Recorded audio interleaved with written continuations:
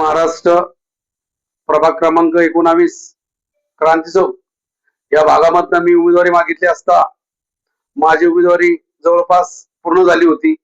परंतु काल 2:15 वाजता मला वरिष्ठांचा फोन आला। त्यांनी सांगितलं की विनोद तू उमेदवारी वापस घे।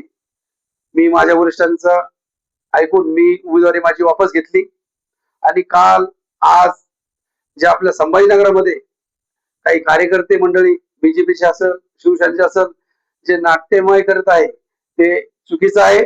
कारण की आपण 10-10 वर्ष 15-15 वर्ष या पक्षामध्ये काम केलेलं आहे। आपण आपल्या नेत्यांनी जे सांगितलं ते आपण आदेशाचं पालन केलं पाहिजे। कारण की या शहरामध्ये 88 तिकीट आमचे आदरणीय पालकमंत्री संजय भाऊ शिरसाट यांनी दिलेले आहेत। याच्यामध्ये 20 युवक आहेत, 20 माजी नगरसेवक आहेत आणि 48 हे उमेदवार आगडपगड सर्व जाती समाजाच्या लोकांना त्यांनी नाही दिलेला आहे। संजय भाऊ शिरसाट हे असे नेते आहेत सर्व समाजाला सर्व लोकांना घेऊन चालणारे नेते आहेत। जसे मुख्यमंत्री शिंदे साहेब सर्व जाती मातेच्या लोकांना घेऊन चालतात, तसे शिरसाट साहेब सुद्धा संभाजीनगरामध्ये सर्व लोकांना न्याय दिलेला आहे।